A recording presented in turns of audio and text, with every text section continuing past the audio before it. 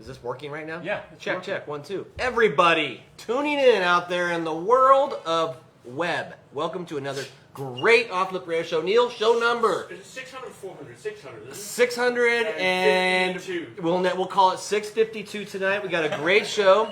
Thanks for tuning in. All of you on Santa Cruz Waves, thank you for stopping by tonight. We're live from the beautiful Santa Cruz boardroom right here in Pleasure Point, Santa Cruz County. And tonight, our guest is our relatively brand new Chief of Police in Santa Cruz, the city of Santa Cruz. Bernie Escalante is here tonight, and thank you for taking time to stop by the show. Neil. Thank you for not wearing your uniform. No uniform. It's a little hot. Because he wrote to me, he goes, do you have to wear my uniform? You should have said yes. Just to torture him. I should have tortured him. It's 100 degrees in here. I knew it was going to be 99 degrees today. But you said you had it on earlier today, but you were actually in an air-conditioned building today wearing it. So congrats to that. Welcome to the show, first and foremost. Welcome to your new position as Chief of Police for the city of Santa Cruz. And congratulations for did you say 26-year career at Santa Cruz Police Department? Almost. And is there anyone there with more, like, a longer tenure than you right now? I don't believe, no, there is. There's a couple. I have, I think, one sergeant, at least one, if not two, that are there with a little bit more time than me. Let's go back 26 years. What would 26 years be? Like, that's 94, 96? 96? Okay, so in 96, what's the difference between 96 and 2022? I mean, is it a night and day deal for you? I mean, in some cases, it's night and day between now and 5 years ago. Yeah. Let alone 25 or 26 years ago. Yeah, it's much different, and in some ways, I think it's better, and in some ways, it's just different. It's going to be more difficult for sure, surely. No. Even Absolutely. with the technology, it's more difficult. Yeah, the demands are greater on policing today in a lot of ways, and I think that some of the issues are more challenging, a lot more social issues. Yeah. That we're dealing with. So More HR department issues? Is it a different HR department than 26 years ago? yeah, I think the workforce is different, and the rules around HR are different, but more so just the work in the field is definitely different. You could admire you from being born and raised here. It's nice to have one of our own be the police chief. Was that something that you think captured you the spot? Yeah, I mean, I think it probably doesn't happen very often that somebody survives through this profession for 25 plus years and is able to stay in their hometown. And then, I of course didn't start my career thinking that this is what I wanted to do to finish off, but You were a You said that you were a community service officer, right? Yeah. Which is basically you walk the streets. Right, slightly different, light blue uniform. You're unarmed, and I was walking the streets and assigned to the Beach Flats community. And at the time, Chief Belcher was trying to really connect with the community down there, and so that was my role to start off. I kind of feel like you're throwing a dog bone into dog park. Like when you with a bunch of wild dogs. When you are assigned 26 years ago that position in the Beach Flats, because the flats were a little wild 26 years ago.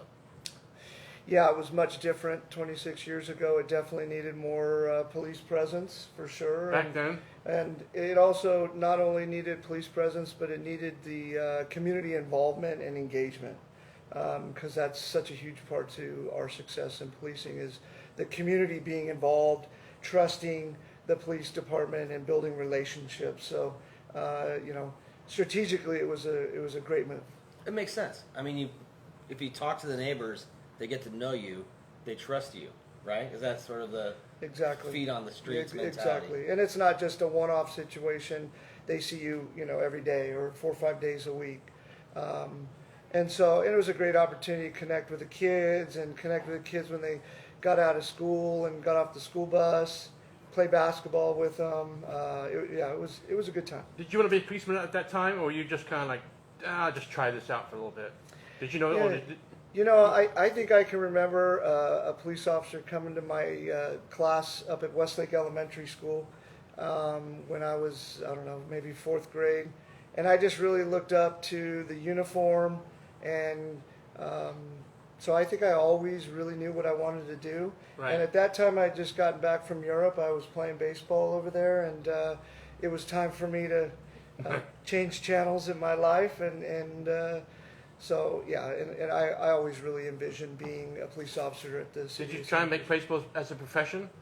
I tried. Yeah, I was well, unsuccessful, but I tried, and You couldn't hit the curveball, or what was the problem? Yeah, it was probably more of the 95-mile-an-hour fastball that was a problem. So, yeah, it was certainly a dream, but you know, it was time to move on. Was your brother already in the, sorry, Okay. was your brother already in the force at the time? Yeah, my brother started, gosh, I'm going to say mid-'80s. Yeah. Right around there. And was your dad in there? Did it go way back as far as what your family being in the force? My father worked for a short period of time with Watsonville Police Department. And then I can't remember exactly how many years he put in there, but then he changed and worked for PG&E for like 35, 40 years. Okay. Are we still having officers go to schools and do what influenced you? You know, unfortunately, I don't think we are going to the schools like we should be, and engaging and interacting with the kids. Is certainly something that I'd like to, see us do more of. And just, again, connecting with the community you're serving and building those relationships is so pivotal. Well, I just think that it's so, I mean, when I was young and dumb, I ran a couple of times. I'm drinking in my car or something, doing something dumb. But when you do that, you create what you said was that trust to where you can engage and dissolve situations with dumb kids like I was when I was a kid. And I feel like that's what, if it influenced you the way it did, I feel like that'd be a great program to influence other kids in our community. So I would sure. think that'd be an awesome Especially thing. with what's going on nowadays with the kids, with these school shootings and so forth. Is it something you guys are tackling as a separate entity? Like, this is not going to happen here, or how are you guys tackling that? When you see that on the news, what's the first thing? What do you do the next morning when you go to work? Well, yeah, the first thing you do is cringe, and then you go back to work and you start looking at how prepared are we? Are we prepared? Do we have the right equipment? What are our needs to do the best to prevent it, and if it does happen, to respond to it? And then, back to the relationship stuff, sometimes that's where those relationships come into play, where you have a relationship, a trusting relationship with some of these kids, and they're more willing to come forward and tell you about somebody that's concerning to them. Right. If they don't trust you, then they don't come to you with that information. So that kind of is that connection again. Yeah. Or did we not do just some training exercises in the county, like active shooter training at schools? Is there some stuff that we're doing? I don't know. Each agency does different things as far as with their individual respective jurisdictions, but we are always training. In fact, I know this summer there is a training, and we've trained the last several summers. UCSC has put on a program where all the agencies in the county are involved in a massive drills that includes victims and is as live as you can make it.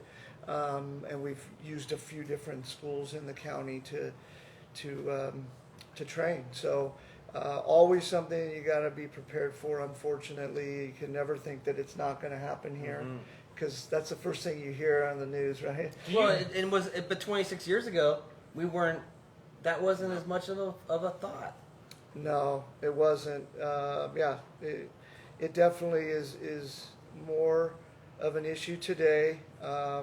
Obviously, right now, there's a lot of strain and stress in society for a lot of reasons. Financial strain and stress, COVID, gas prices, the stocks, Right. whatever you name it is, I think, factors into the behaviors. Do you think kids are going to school with guns? I mean, I know it sounds like it's a little bit of assuming there, but estimation, but do you think kids are going to school? Some schools in Santa Cruz there's kids in there with guns on them. I feel pretty confident that that they aren't. I mean, is there one or few that are slipping through the cracks here and there? It's certainly possible. We have a great working relationship with the Santa Cruz City School District, and so we're constantly collaborating and working with them to build whatever we can do to prevent something like this. But it's simply impossible. There's a lot of, I guess, competing values, right? Some people don't want their schools to look like what they would call prisons, so they don't want them fenced in. But obviously that would be a huge tool to prevent a stranger or somebody that's not supposed to be on campus to come on campus. But the way the schools are designed, that becomes a challenge. Right. Well, so often it comes up that we don't have enough resources for the mental illness aspect of this situation. But I did see that our federal government might possibly pass some gun control stuff. And have you been paying attention to what's going on currently, like whether or not we can pass this stuff? I pay attention to it from a distance, right? I try to stay a little bit removed from the politics and just kind of tell me what the final product is, so we can execute it and put it into play. So I try not to get too involved in it or pay too close attention to it, because I know it's going to evolve over time. And there's a lot of rhetoric that you can get caught up in and get frustrated, or depending on your views. So. We'll wait and see what comes of it. Right. It's also really hard because I think our values here in Santa Cruz are different than maybe somewhere in the Midwest or in the Texas South or something. Right? So it's always ebbing and flowing to see how it ends up. Go ahead. Do you have a full staff right now, or are you guys very understaffed? Yeah, we are very understaffed, and I'd like to take this opportunity to put a little plug out there that, we have hiring incentives. We're constantly hiring. We just pushed some information out a couple weeks ago on social media. We're continuing to push in our advertisements, mostly on social media. It'd be great to get people from the community to invest in the community, but COVID set us back quite a bit, Right. and so we're kind of in a recovery mode right now, and our staff works just incredibly hard and long hours right now, unfortunately, but we have a number of people in the pipeline. It takes almost a year and a half to get somebody from the application to out in the field on their own. Academy, everything. The academy is 6 months. The field training program is 4 months. The hiring process itself is probably almost 6 months. And they have to finish all that. And they have to successfully finish all of that, correct. They could fail the academy, they could pass the academy, but fail the field training program. Previously, we've heard that the struggles are also budget related as well, with having the fiscal energy to take care of what you need to. Yeah, again, back to COVID, communities had to make cuts. And so, I think it's a constant battle with the city of Santa Cruz specifically. I think that it's a small city that has big city issues, right? And big city demands on police, fire, parks and rec, public works, all of it. And so oftentimes I think we struggle to have the tax base to support what it really needs. Right. And so we're always thinking creatively to make it work. Right. And that goes back. We've had We've had the mayors. Hang on a second. Yeah. Well, I missed a chief. Right. I missed. Well, you said we had 2 chiefs. We had 3 chiefs on the show so far. Aaron Ching from the CHP. Oh, Captain. Captain. Yeah. So I called him Chief. He's like, Captain. I was like, gotcha. We've had other people that are involved in local government, and oftentimes, Neil, it always comes back to money when it comes to aspects of mental health, homelessness, policing. Well, I think it's what you said. You got too Yeah. little money for too big.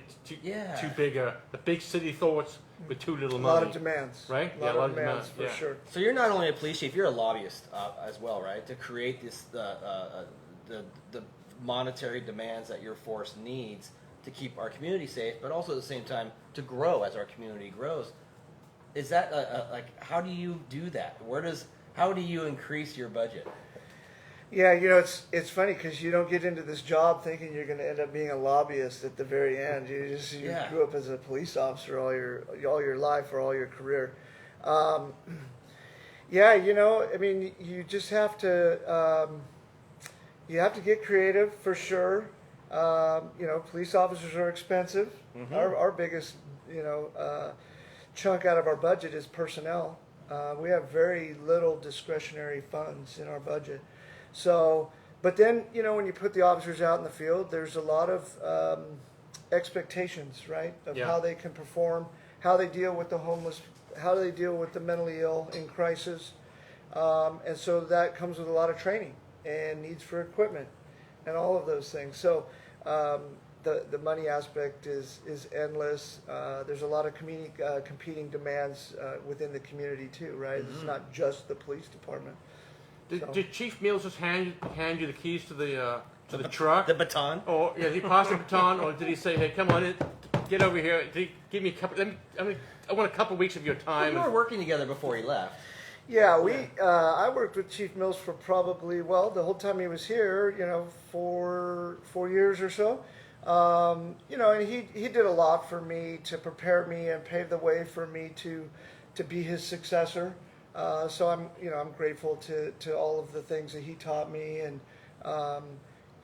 we may have slightly different styles, but that's okay, right? I think we learn from each other, learn from our successes and our failures, and so it was all a real positive experience. But your goal's the same. Yeah. The goal's the same. The end goal is the same. It's sometimes maybe how we get there is a little different, right? He was always a little bit more out in front. Flamboyant. He's always on Facebook. Yeah.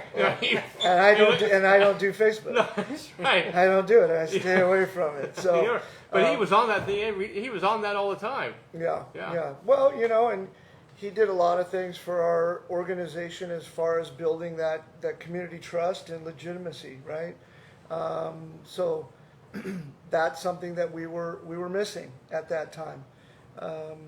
So, anyways, I enjoy the Santa Cruz Police Department social media as a resident of Santa Cruz, and I would encourage more of that because it does. I felt like during the past 6 years or since social media and SCPD has been kind of on a roll, I enjoy seeing what happens and how you're protecting the community through social media. So I would hope. I know you follow them. Yeah. I would hope that would be continuing because it's a great way to get the message out that you're 100% behind the community, and so I would hope that you guys could continue with social media. Not maybe as heavy as Andy Mills was, but I like when you guys apprehend somebody that's pure scum, and you share that with the community because it just makes me feel like you're making an effort to keep our sidewalks safe. Yeah, we definitely will keep up that work, and Joyce, our community relations specialist, does a great job. She's always cranking out messages on the weekends, on her days off on vacation, all of that. So that's really important, and I agree. It's a huge part of our success.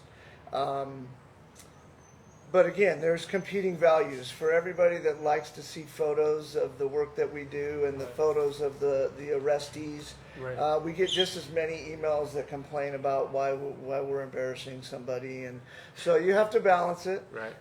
There's obviously different points of view out there. Interesting. So since we've been doing the show, for 8 years now, we've been the homeless treadmill. It just we had all these politicians in here, and it doesn't seem to. Nothing's changing. Nothing's getting any better. How are you? I mean, what's going on down there by the courthouse, right there? It's unbelievable. It's like its own little city. Yeah. It looks like some of the places have gardens, and it's just like its own, right? People tend to their Totally. gardens, and obviously there's a drug issue down there too. But how are you dealing with it? Well, I would say that unfortunately that whole situation went completely unmanaged for a long period of time, and now you're seeing the end results of the lack of management. So, the new city manager, Matt Huffaker, came in January, and I think for once, at least as far as I could see, we at least have a plan, a vision of how we're going to close that down. But we're going to do it with compassion to the folks that are down there that want services, and we're in the process of partnering with county, social services to help us with that and get people into a better living situation for those that want it, and then there's the ones that just kind of want to live lawlessly, and that's not appropriate in the community, and so we'll have to address them differently. Right. Well, I think we constantly hear about the Prop 47 and what it's almost created a lawlessness through that. Seems like sometime in the future we have to be able to change how people who commit crimes are treated after they commit crimes too, because there's I always see, and you know this too, through the Santa Cruz Police social media, a big thing you see is how long until he's back on the street. Like, I always see that comment every time, because it's really hard to have people pay for crimes now. And it has to be frustrating for you to see somebody that you just caught doing a crime and they're back like an hour later. Yeah, it's extremely frustrating for our staff. And you were talking about earlier on how things have changed in 25, 26 years. Well, I can remember the 3 strikes law, right? Right. Now, that didn't necessarily, maybe that wasn't the best approach, but we've gone from that in the last 25 years to Prop 47, Prop 57, AB 109. It's really a trend of decriminalizing, deinstitutionalizing, and I think we're seeing the effects of that, right? And so in that situation, do your officers this is just an uphill battle? How do you keep the morale going with the officers if they see that you guys every day is going uphill? There's nothing going downstream. Yeah. It just seems like it's a tough gig for your employees. That's a great question, because it is tough. It is tough when you ask your folks to go out and really, kind of enforce the law and to be a part of the success of the community, and they know the reality of it, right? They know that some of these folks get out before they even, can go back to the office and write the report. Mm-hmm. You've seen that yourself here. Yeah, absolutely. Yeah, we've had people we've caught stealing lots of stuff, and they come back in the door after we thought we got them arrested, and they yell at us for calling the police. And we're like, what are you doing back so fast? Yeah.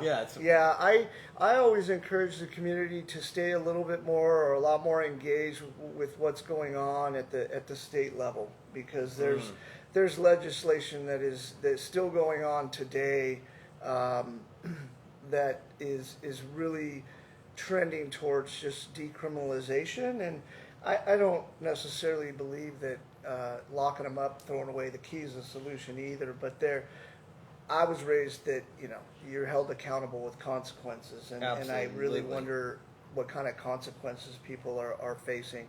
Maybe 3 strikes law was a little over the top, but maybe there's somewhere in the middle from where we are now to that point. But I miss community service. Like, that was a great thing, Yeah, I often wonder why we have one piece of garbage in our parks or our beaches with the number of people that have violated the law and not held accountable. Right. I completely agree. It has to be frustrating. I know it's frustrating with me.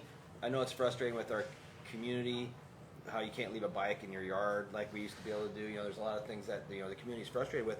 But I feel your frustration with, if you had 50 more, feet on the streets, it could change how policing and how the community would be in this county, So when you became police chief last October, was it? Last October? Yeah, I stepped in as the interim when Andy left, and then I don't know, it was about a month or two ago they officially. What were your top 3 goals, being as a new police chief?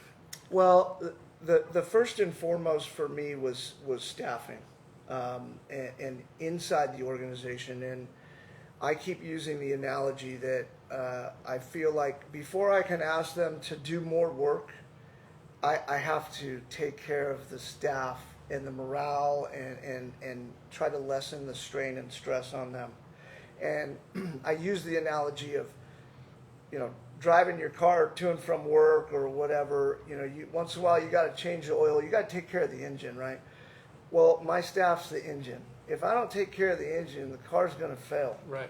So that's first and foremost. Before I can do anything, I don't have the staff right now to go out and do proactive enforcement other than just calls for service.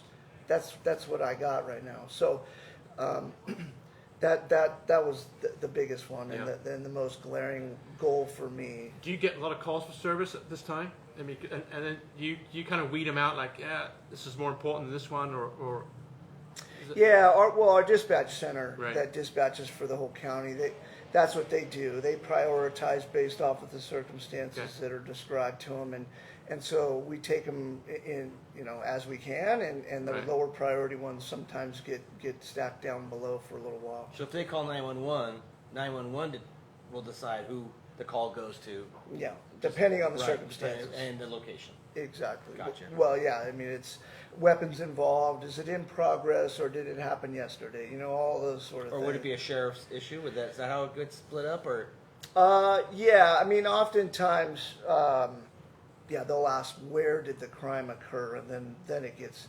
divided up. Do you guys share the county jail with the sheriff's department? How's that working downtown? And what's the state of that facility with COVID and all of what's going on nowadays with crime being so high? Yeah, I'm not intimately involved in the operations Okay. of the jail. That's the sheriff. But they have been under a lot of strain themselves, Right.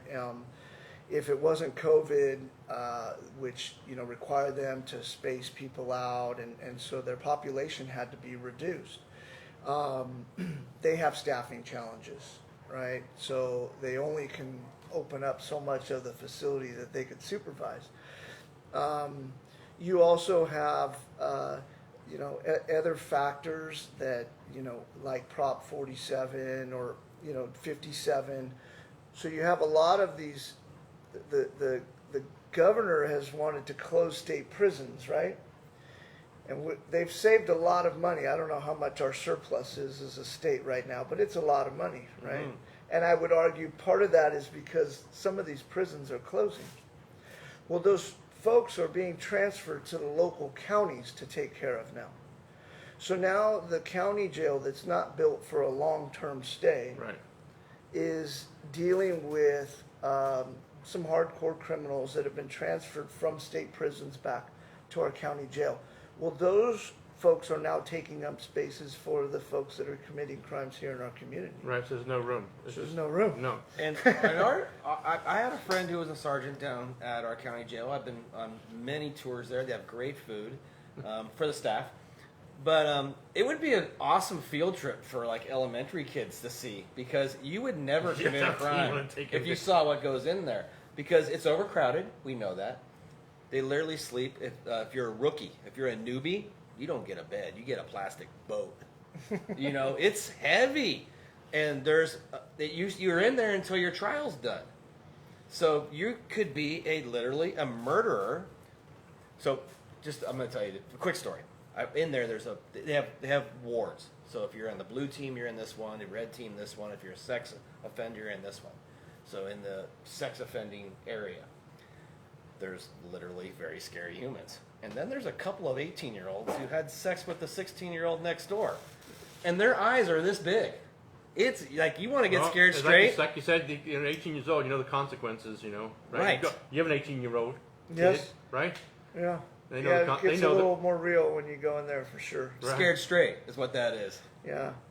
Yeah, we've done programs, gang prevention programs before, where we've taken younger folks into the jail, obviously with family permission and stuff like that, and shown them the criminal justice system as a whole, just to see that these are at-risk youth that are going down a bad path, and we're trying to intervene in their lives. So Resources, right? we've done that to try to prevent them from going down there, and part of the program is to show them what it's like, Yeah. if they make these bad choices. Very much an eye opener for me. Yeah. It's not a place I would ever want to hang out. Yeah, it's definitely an eye opener. What's the number one need that you have for your force? But outside of staff, we know that. Money. Yeah, money. Really, I think the biggest challenge right now is figuring out a way to effectively deal with the social issues of homelessness, mental illness, and substance abuse or addiction. I think we would all agree that incarceration by itself is not the answer. You can't enforce your way out of those problems. But we answer the phone, 24/7. So I think the challenge for us as an entire county is pulling together all of our resources from a law enforcement perspective to a social service, health and human services perspective, and bringing our resources together to help each other out, right, and more effectively handle the situation instead of thinking that a ticket or an arrest is really going to change some of their behavior. Yeah. It's you think about the police. I think about the police officer in their patrol car pulling somebody over, going to that window, and asking for a driver's license and registration, and you just never know what's behind that window anymore. Now people just seem like just want to shoot. That's all they want to do is just shoot. I mean, it must be really frustrating and very stressful for your staff because you just don't know what's going to happen when you pull that guy over or whoever over, and you don't know what's going to happen in the next 5 minutes. Yeah, I try to tell people that don't forget that police officers are human beings, right? And they have feelings, they have emotions just like anybody. And it's hard to describe that sense of fear, I guess, that, every stop or any given moment, it could be that moment, right? And then to add to it, now you have more officers that in some cases are being civilly and criminally charged for their split-second decisions. So that's another reason that it's difficult to recruit or retain. I've had officers after a few years they just say, it's not worth it to me. Yeah. Well, that was Andy Mills' number one thing. Andy told us that liability now that you accept personally as becoming a police officer is keeping people from wanting to protect the community. It's so terrible to even think about. Yeah, and don't get me wrong, there's some out there that probably deserve to be criminally or civilly charged, but the ones where it's just an honest mistake and it's a split-second decision, and granted it's a very traumatic and unfortunate situation if somebody loses their lives or significantly injured, but that's like no other profession that I can think of Scary making a stuff. split-second decision other than Draymond Green turning the ball over in the finals or something, but it's not a life and death situation. So, anyways, Is every one of your officers wearing a camera? every single one has a body camera, and there's cameras in the cars. Yeah. We've actually had cameras in the cars for years. Is that one of the best tools that you have for? Yeah, it's kind of a great story to see how that's evolved, because I can remember having the conversations about, oh my gosh, how are we going to introduce this to staff? They're going to just revolt.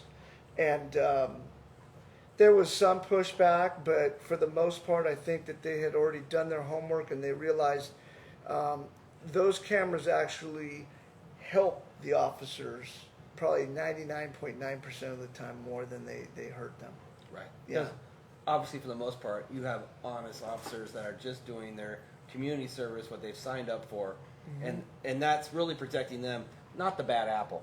Right, exactly. No, they've been a huge asset, because we could just log right into the system, and if an officer's accused of whatever, we can really eliminate that, or proceed with an investigation with the matter of just a couple of minutes of looking at the body camera. Yeah, done deal. What? How many years do you think you're going to be in this job here? You going to stick around for a little bit and Yeah, do the city some good service? Which, by the way, thank you for your service, obviously. Absolutely. But, For sure. Yeah, we'll see. Stick it out. I got to make it through my first year first. Yeah, No, yeah. I'm just kidding. What? No, it's it's a lot of fun to try to kind of turn the ship a little bit from the Right. direction we were going to where we need to be, and I hope to be a part of that, and at some point hand it off better than I found it, and I found it in a pretty good spot, but I think we needed some improvements, and so We enjoyed Chief Mills because we had a Yeah. lot of fun with him. Yeah, and I felt he was we a good roast cop. we Yeah. roasted him a lot. But it's nice to have somebody who knows that was born in Frederick Street and knows the town and his family's from here, and you've got 26 years in the police force, but you've got, how old are you now? do I have to tell you? Yes, you do. I just turned 50. So you got Hey, 50, but congrats. you got 50 years in the community, right? Yep. Over Which half is- your life as a Santa Cruz police officer. Yep. Yeah. Jeez. Well, that must help That's you with crazy. your staff, right? I mean, they must respect the fact that you dedicated so much energy to your job and the community. Yeah, I think it definitely is helpful. There were advantages to having Chief Mills come in from the outside, from a different perspective, kind of a different lens.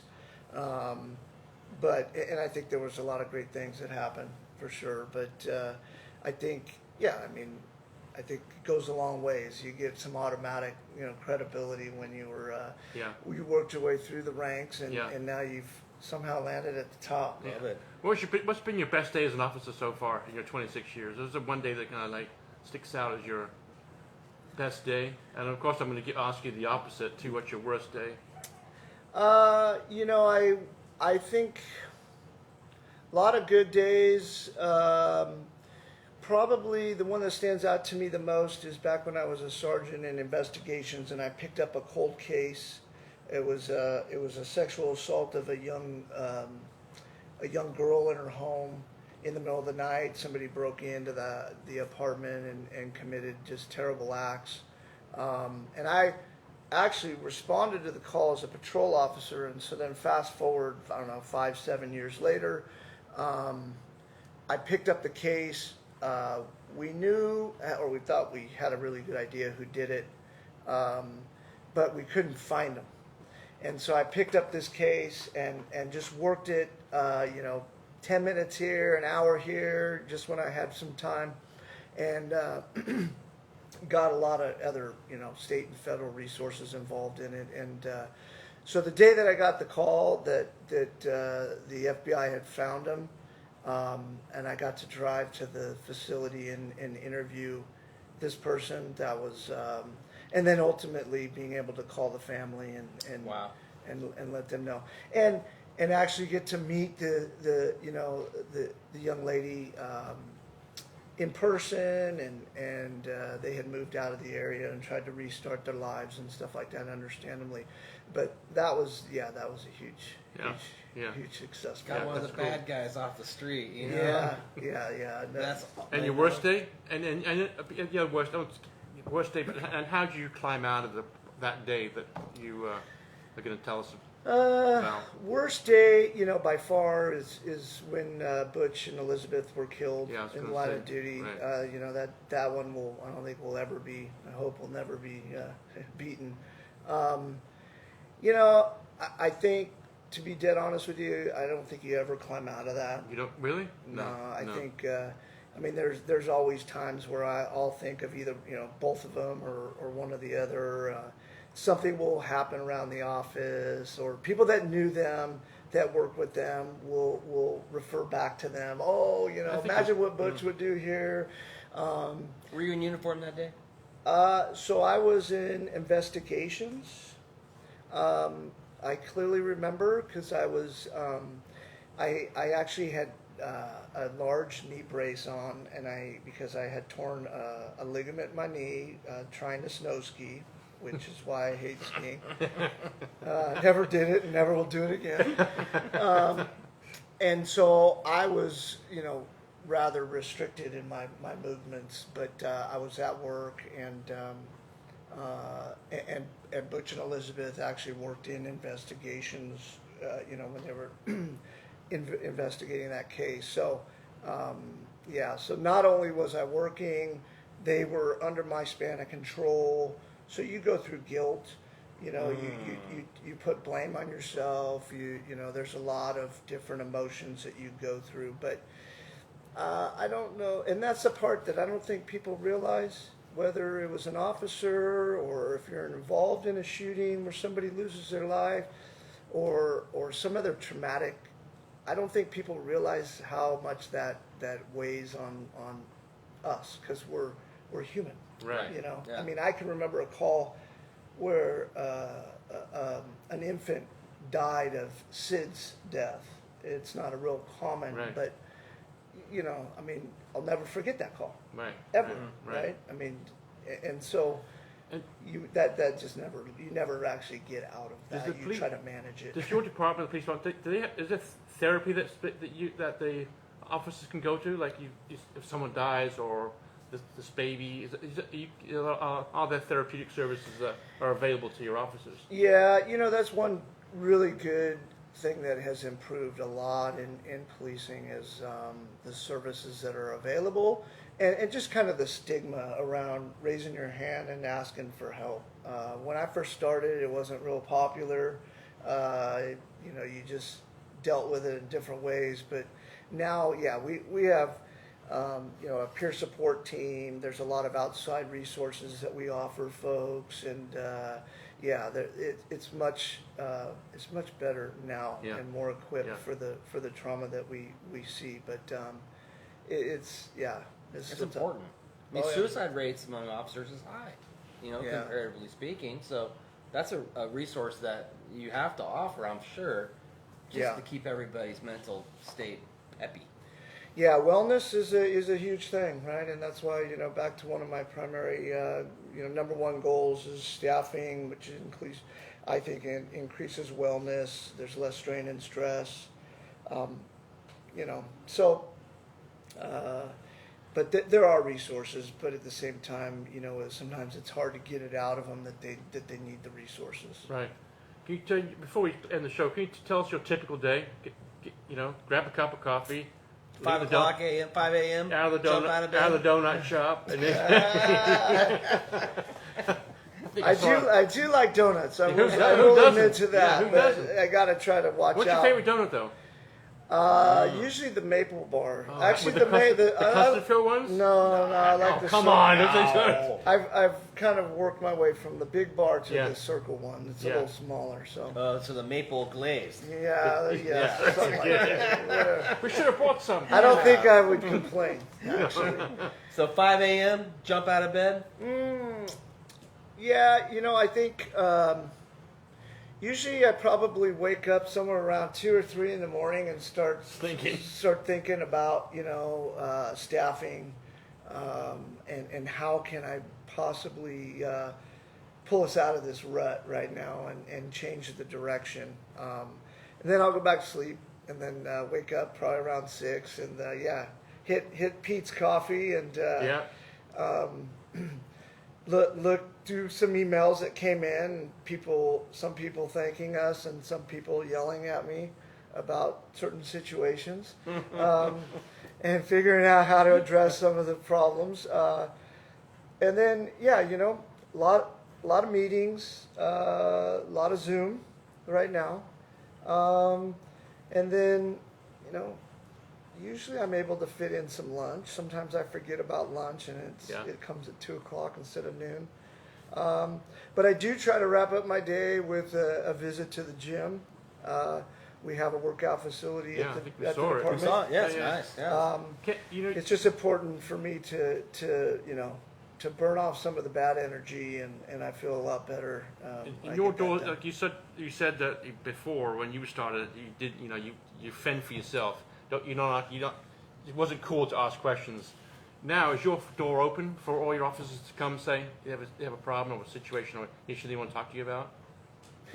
Yeah, I mean, my relationship with the staff is just like kind of the staff's relationship with the community. It takes time to build a relationship, Yeah. a trusting relationship, right? So I could say all I want. Hey, I got an open door policy. Come see me.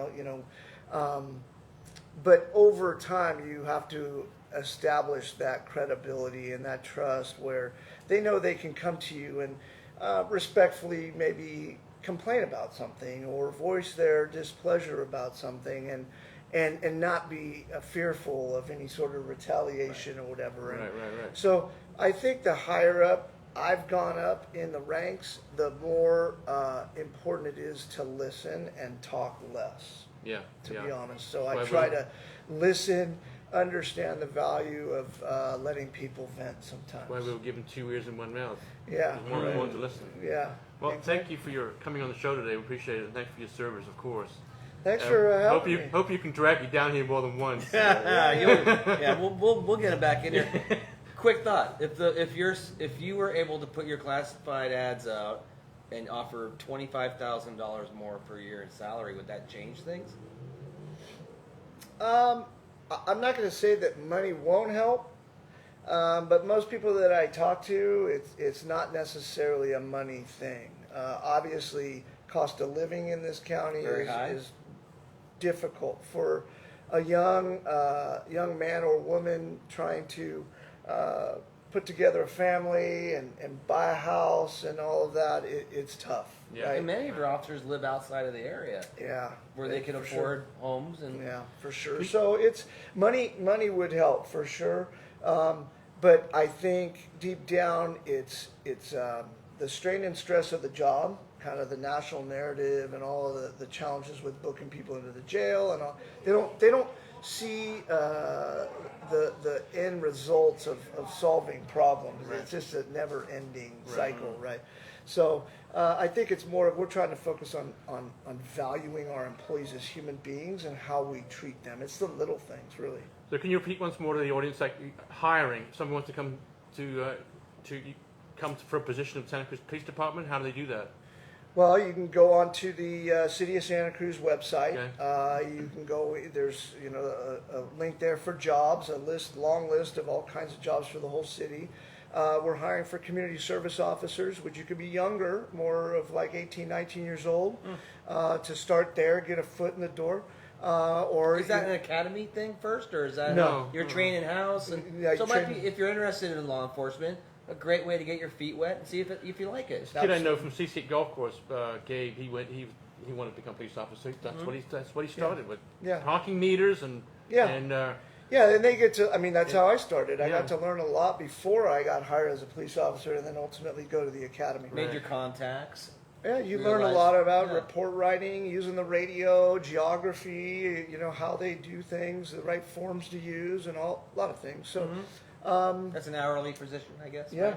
yeah. Huh. And then, or police officer, I think you could apply if you're like 20 and a half.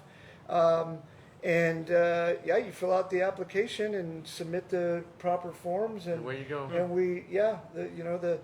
I know that we're offering some hiring incentives as far as I believe it's at $10,000 for a police trainee, and then you get additional for an AA degree or a BA degree. Okay. Wow. So, and there's other incentives as well. Bilingual pay we offer.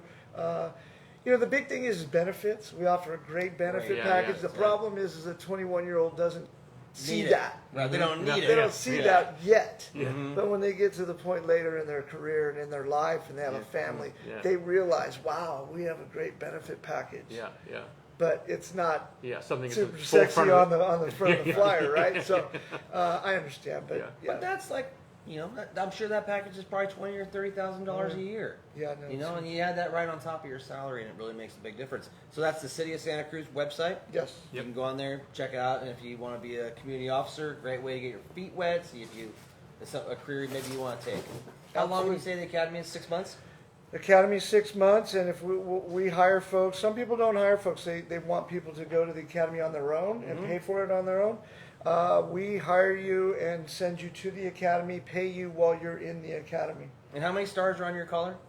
I have 4 on each collar, 4 on so each. a total of 8. Okay, so if anybody sees a Santa Cruz police officer with 8 stars, Yeah. say hi.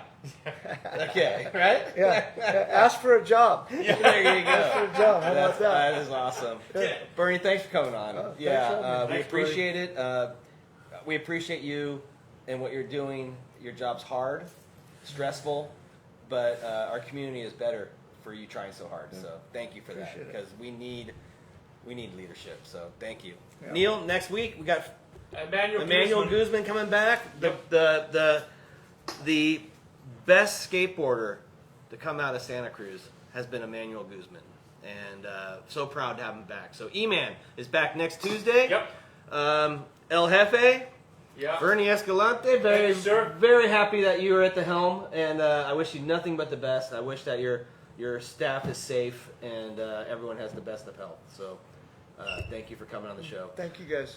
T-Fox, Santa Cruz Waves, thanks for having us tonight as always. Everybody who tuned in, thank you. We will see you next week. Neil, great show. Good show. Good night, everybody. What'd you think about those Warriors, Neil? Yeah, it was pretty good.